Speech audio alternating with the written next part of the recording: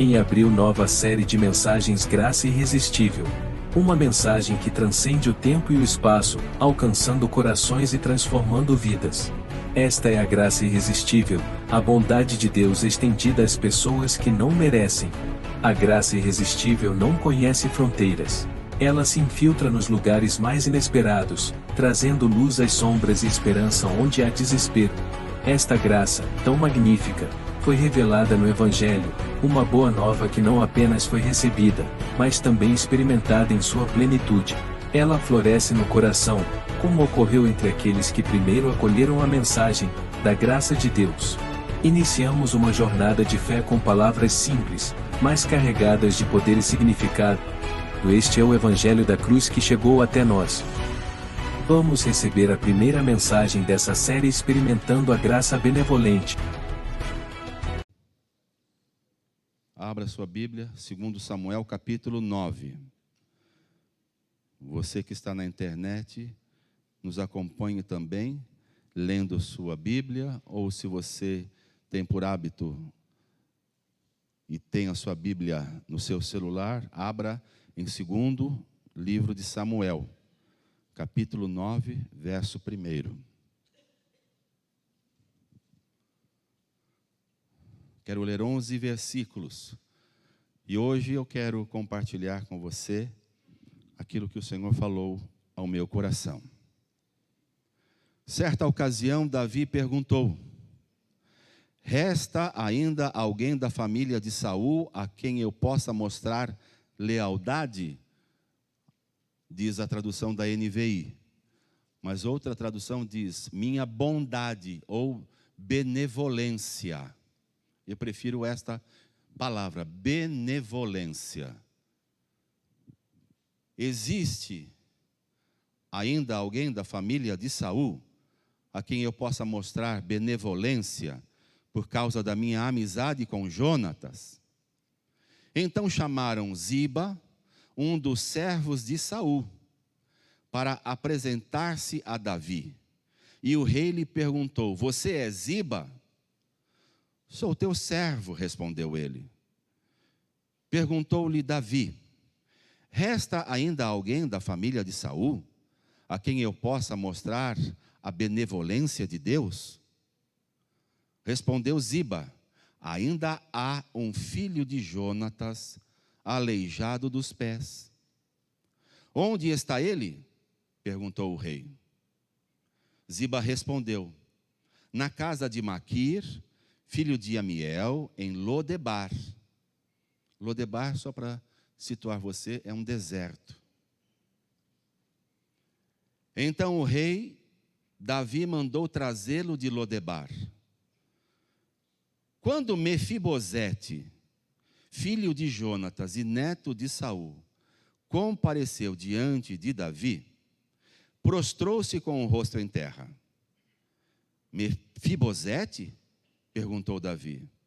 E ele respondeu: sim, sou teu servo. Não tenha medo, disse-lhe Davi, pois é certo que eu o tratarei com benevolência, por causa da minha amizade com Jonatas, seu pai. Vou devolver-lhe todas as terras que pertenciam a seu avô, Saul, e você comerá sempre à minha mesa. Mefibosete prostrou-se e disse: quem é o teu servo, para que te preocupes com um cão morto como eu? Então o rei convocou Ziba e disse-lhe: devolvi ao neto de Saul, seu senhor, tudo o que pertencia a ele e à família dele. Você, seus filhos e seus servos cultivarão a terra para ele. Você trará a colheita para que haja provisões na casa do neto de seu senhor. Mas Mefibosete comerá sempre à minha mesa. Ziba tinha 15 filhos e 20 servos. Então Ziba disse ao rei: o teu servo fará tudo o que o rei meu senhor ordenou. Assim, Mefibosete passou a comer à mesa de Davi como se fosse um de seus filhos. Feche os seus olhos, curve a sua cabeça. Senhor, nós recebemos esta palavra e precisamos que o ministério do Espírito Santo possa trazer entendimento, conhecimento e experiência. Por isso, Senhor, tanto eu que falo, quanto quem me ouve e me vê, possa ser agora ministrado pelo Espírito Santo de Deus. E assim, Senhor, te damos toda a glória e honra que lhe é devida, em nome de Jesus. Eu quero usar como tema desta manhã, graça benevolente. E logo quando li sobre a experiência de Mefibosete, quando Davi faz a pergunta, tem alguém na família de Saul a quem eu possa mostrar toda a minha benevolência? Foi o que o Espírito trouxe tantas verdades ao meu coração que eu quero repartir com os irmãos. Eu não sei se você já percebeu, mas a palavra graça é a que mais traduz o Evangelho. A palavra graça não é apenas como muitos a dizem e falam e até ministram, sem muitas vezes entender o significado e ter uma experiência com esta graça. A gente pode usar alguns jargões, como já foram usados nesta manhã, sem entender o significado da graça de Deus na nossa vida. Palavras como fé, cruz, são todos sinônimos da graça de Deus. Você precisa saber isso. E graça, como foi colocado nas redes sociais, graça é a bondade de Deus estendida a pessoas que não merecem. Eu e você não merecíamos esta graça. Foi bondade soberana de Deus. Se hoje você e eu estamos aqui experimentando vida nova, salvação e transformação, não tem a ver conosco. Não tem a ver com o que você é ou representa, mas tem a ver com aquilo que Jesus fez na cruz. E é isto que me levou a começar hoje, eu não sei por quanto tempo, pode ser somente no mês de abril, ou estender ainda mais, mas eu ouvi de Deus que nós precisamos aprofundar sobre o que é graça. E não só conhecer o que é graça, é experimentá-la. São duas coisas completamente diferentes. Daí a nossa oração, depois de ler, é que o Senhor, pelo seu Espírito, não só traga entendimento, que é conhecimento, mas revele, para que a gente tenha uma experiência com a graça de Deus. Agora, ouça isso que eu pretendo e preciso dizer para você. Se você e eu produzirmos uma mente e um coração obediente a Deus, certamente que a graça de Deus vai se manifestar a nós. E nós vamos experimentar todas as coisas boas. Mas quando essas coisas boas vão se tornar experiências na nossa vida? Começa em você e eu termos uma mente obediente e um coração obediente. Davi sabia muito bem disso, que quando escreveu salmos, ou parte deles, no capítulo 51, no verso 17, ele diz que sacrifícios agradáveis a Deus é um coração e um espírito contrito, o qual Deus não desprezará. Então você precisa, e eu também, não só saber o que é graça, mas experimentá-la, prová-la, porque isso vai fazer toda a diferença. Agora, qual é o grande problema que nós temos vivido, né, no cristianismo contemporâneo? As pessoas querem provar a graça de Deus, querem ter convicção de que isso funciona, mas elas separam a graça de Deus da cruz.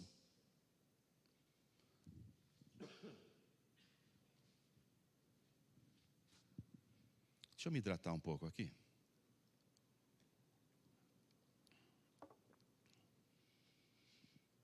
Minha filha e minhas netas contraíram gripe e eu acho que eu peguei um pouco dessa gripe delas.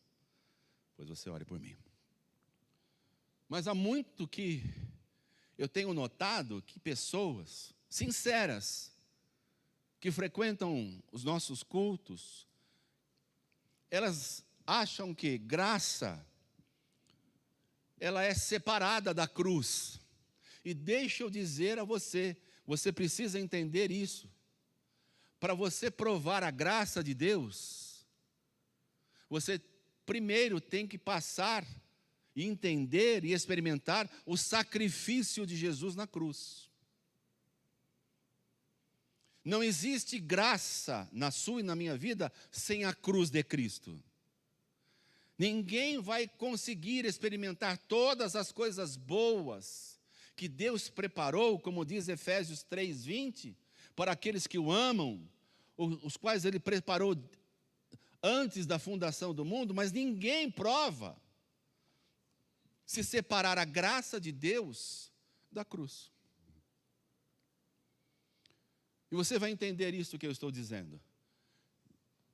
O primeiro tópico que eu quero destacar é a cruz de Cristo. É um meio para se experimentar a graça. Olha esse texto que eu separei para nós meditarmos. Hebreus capítulo 9, verso 28. Assim também Cristo foi oferecido em sacrifício, quantas vezes? Diz o texto, eu não sei se vai ser projetado, mas se não for, não importa, você tem na sua Bíblia, foi oferecido uma única vez. O que é que acontecia? Ouça, presta atenção. Em todo o Velho Testamento, o Senhor exigia do seu povo que eles fizessem sacrifícios. O sacerdote, uma vez por ano, fazia sacrifício pelo pecado do povo. O povo também sacrificava. Nós passamos pela Páscoa, o Cordeiro Pascal, que é Jesus, mas naquela ocasião em que Moisés disse para que as famílias ficassem reclusas dentro de casa, cada casa precisou sacrificar um cordeiro. E funcionava assim. Ele ia ali no aprisco, olhava os cordeiros, o que estivesse sem defeito, ele trazia e matava. Mas quando ele tirava toda a lã, vamos pensar, ele visse ali uma mancha na pele do cordeiro. Então ele separava aquele cordeiro porque ele dizia, Deus não vai aceitar. Há um defeito de nascença. Mas a Bíblia diz para mim e para você, que com um único sacrifício, quantos sacrifícios? Um único sacrifício, Jesus Cristo, e não outro, e não mais um cordeiro, mas Jesus Cristo foi cravado, foi morto naquela cruz, para aniquilar o meu e o seu pecado. Como é que você quer viver a vida cristã apenas recebendo benefícios da graça, sem você ter experimentado a sua inclusão juntamente com Cristo na cruz. Você está anulando o sacrifício. Você está como o povo no deserto, ou o povo no Velho Testamento, todo ano fazendo sacrifícios, todo ano oferecendo novilhos, todo ano oferecendo cordeiros. Então, se você quer experimentar a graça de Deus, e eu também, nós não podemos anular a cruz de Cristo. E você vai entender por que eu li este texto sobre a experiência de Mefibosete. Porque se tem algo que o Senhor quer fazer na minha e na sua vida, é ser benevolente com você e comigo. Ele quer tratar cada um de nós com bondade. Ele quer tratar você e eu como filhos legítimos do seu Pai. E você, quando experimenta a obra da cruz, como eu disse recentemente, entender os feitos de Jesus naquela cruz, Ele não só morreu e ressuscitou, mas Ele te salvou. Ele te tirou, como diz a Escritura, de um lago de lama e o transportou para o reino dele. Você agora é filho dele. Você tem direito à herança de filho de Deus. Preste atenção nisso.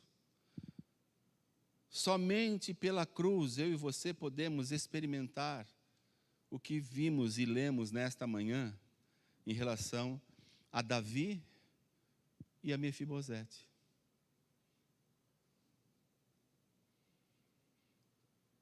Entenda o que eu vou dizer agora.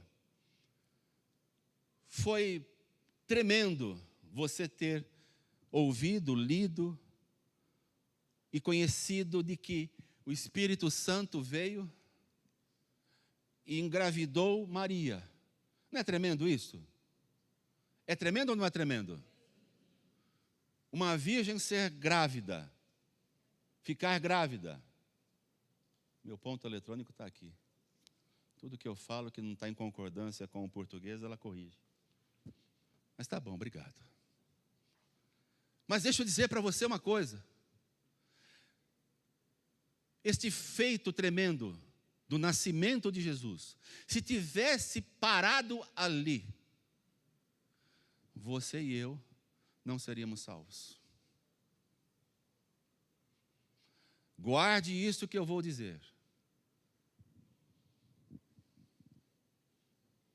Se Jesus, que veio ao mundo sem defeito, sem pecado, o Cordeiro sem pecado, diz Pedro, na sua primeira carta, no capítulo 1, verso 19.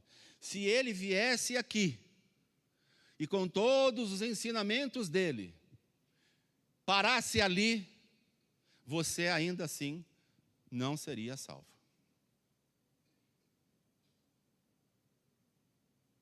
Se todos os milagres, curas, que a Bíblia relata, que Jesus fez, e se tivesse parado apenas nos milagres, que já são feitos poderosos, cego vendo, coxo andando, morto ressuscitando, mas se tivesse parado ali, ainda assim, não haveria salvação para nós. O que possibilitou você e eu sermos salvos foi Jesus ter ido à cruz, morrer por mim e por você. E aí você pode até fazer suas colocações. Paulo, quando diz de que aonde o pecado abundou, Romanos 5, superabundou a graça.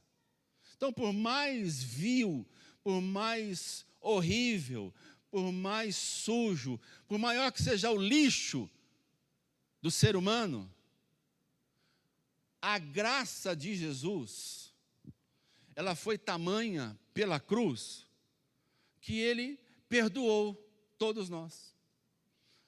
Ele perdoou o adúltero, ele perdoou o mentiroso, ele perdoou o incrédulo, ele perdoou o hipócrita, ele perdoou todos.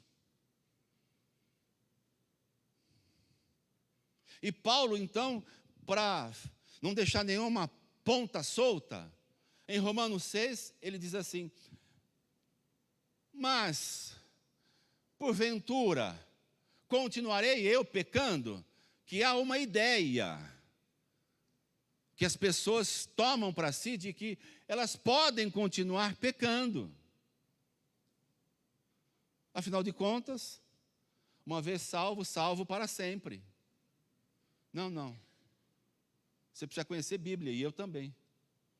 A Bíblia diz o seguinte para mim e para você: que diremos então? Continuaremos pecando para que a graça aumenta? Então tem pessoas assim: não, eu vou pecar e continuar no pecado, porque afinal de contas, a cruz de Cristo, ela revela a graça, eu posso pecar, e lá na frente, essa graça que é infinita, que é tamanha, ela vai me perdoar. Não, não, não. Não faça isso não. Você está trazendo condenação para você.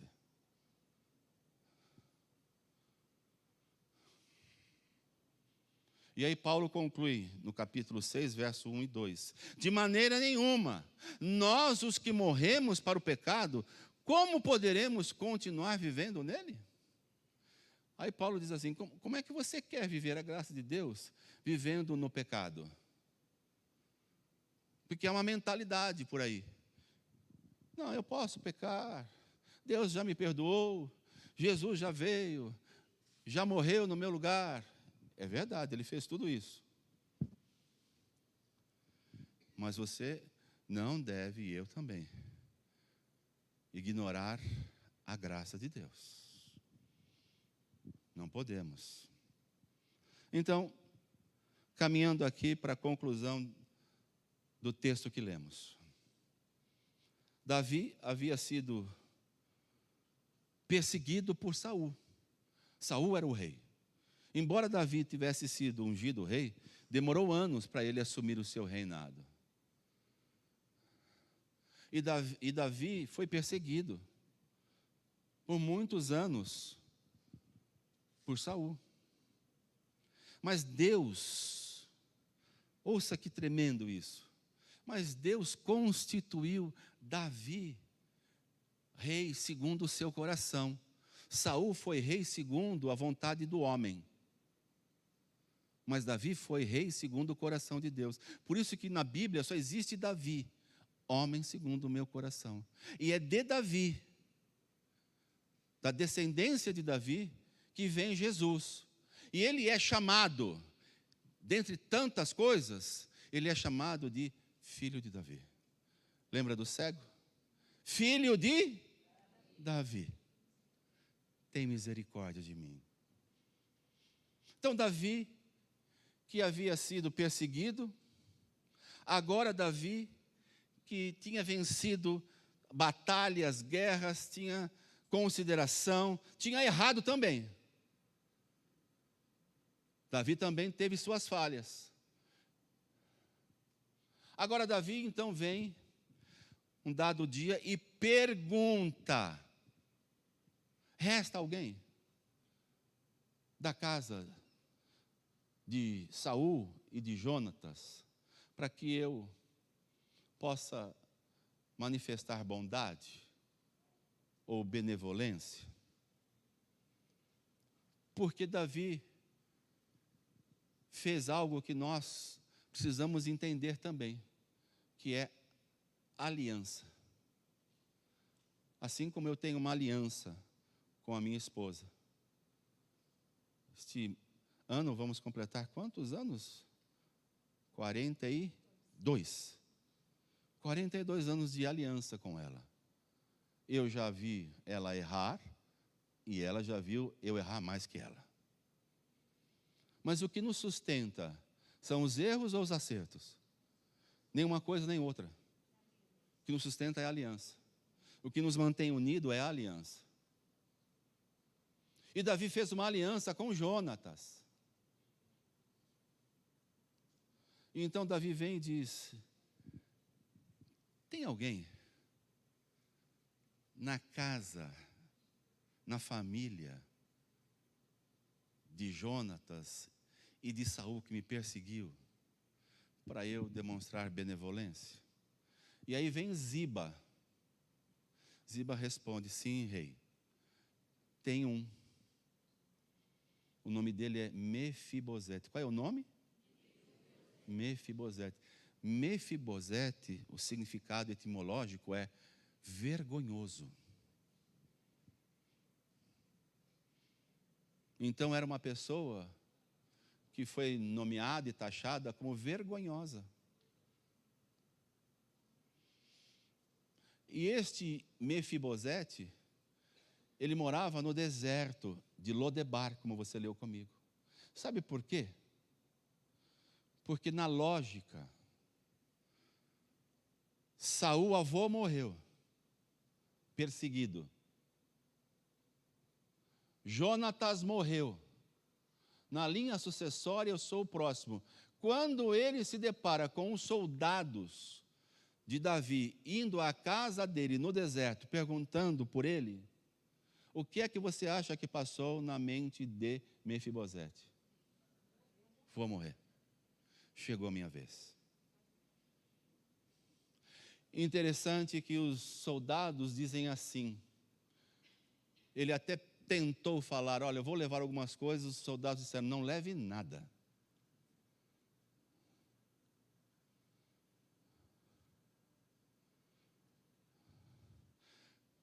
Quando você vem a Cristo, você não precisa trazer nenhum lixo teu. Você não precisa levar a Cristo nenhum pecado do seu passado. Ele te perdoou totalmente. E do teu pecado, Ele não se lembra mais.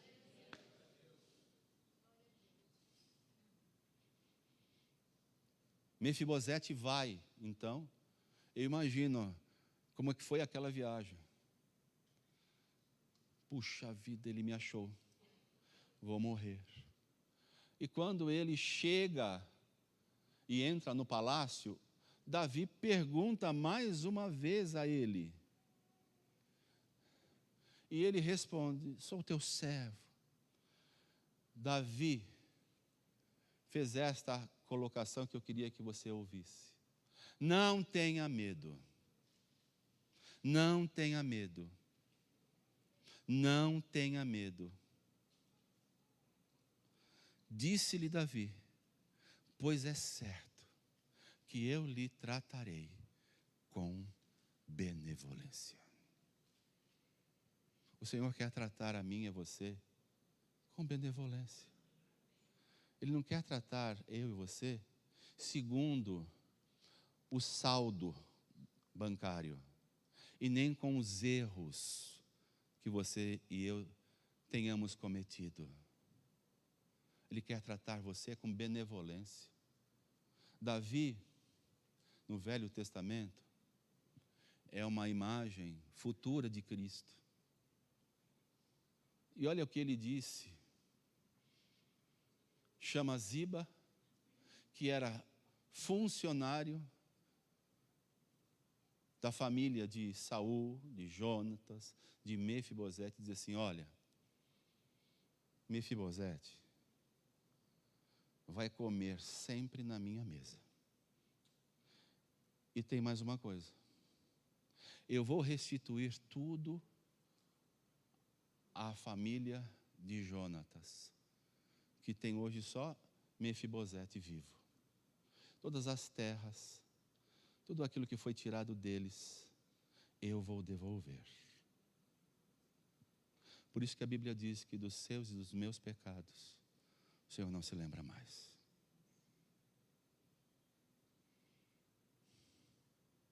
E ainda ele vai além e diz assim: olha, a partir de hoje, você, toda a sua casa e todos os seus empregados vão trabalhar para Mefibosete.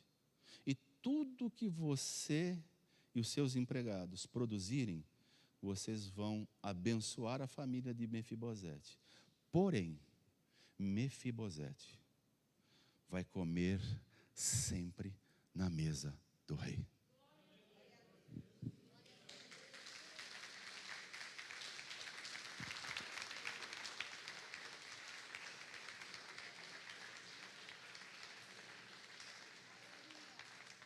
Entendamos nesta manhã o que é graça.